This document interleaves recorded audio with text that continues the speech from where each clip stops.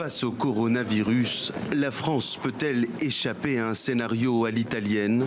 Malgré les mesures de prévention, les cas de contamination ne cessent d'augmenter.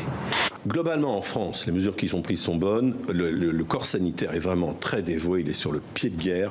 Je pense que nous sommes prêts. Et si nous arrivons, comme ça a été dit, à écrêter le pic et à faire en sorte que le nombre de patients ne submerge pas, oui, nous y arriverons.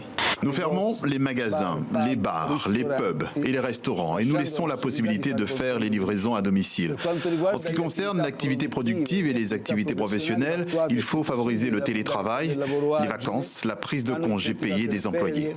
Tous les commerces ne correspondant pas à des besoins de première nécessité doivent rester fermés pendant encore au moins 15 jours.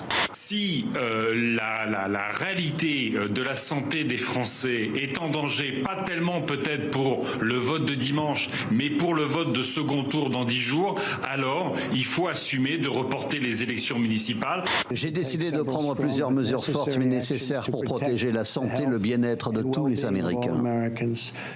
Son arme de défense, fermer les frontières.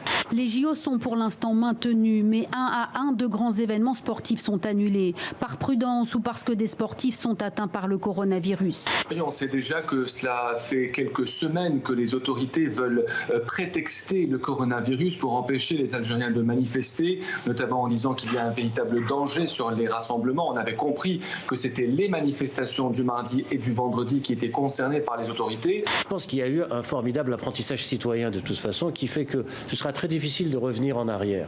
C'est-à-dire de dire aux gens, vous ne manifesterez plus, il y aura un parti unique, il n'y aura plus de liberté de la presse, vous n'avez plus le droit d'exprimer librement votre opinion, etc. Ce sera très difficile.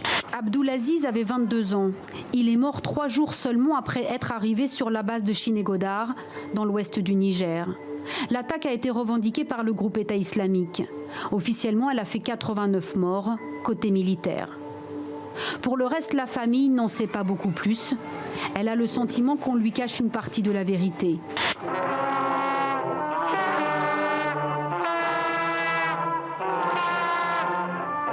Ça peut faire mal aux oreilles, mais pas de panique, l'apprentissage va durer 3 ans.